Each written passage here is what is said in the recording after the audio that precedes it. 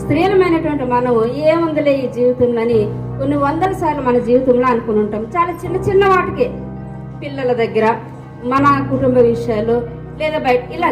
కానీ ఆ జీవితము దేవుడు ఎంతో ప్రేమించి సృజించినటువంటి జీవితం అని మనము చాలాసార్లు మర్చిపోతాం.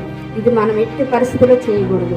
అంటే ప్రతి జీవితానికి ఆయన ప్రణాళిక కలిగి భూమి మీదకి తెచ్చాడు. దావీదు లాంటి వ్యక్తి ఆశ్చర్యము భయం కలిగితే మనకి వణుకు కూడా రావాలి, కానీ అది మనకి చాలా సందర్భాల్లో రావట్లేదు.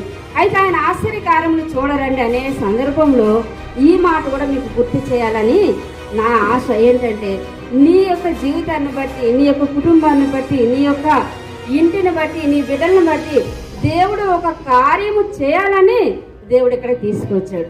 కనుక ఆ కార్యం ఏంటో మనము తెలుసుకొని ఆయన్ని స్తుతించాలి, ఆయన్ని కీర్తించాలి. కానీ ఎప్పుడు మనము తక్కువ చేసుకొని మాట్లాడకూడదు.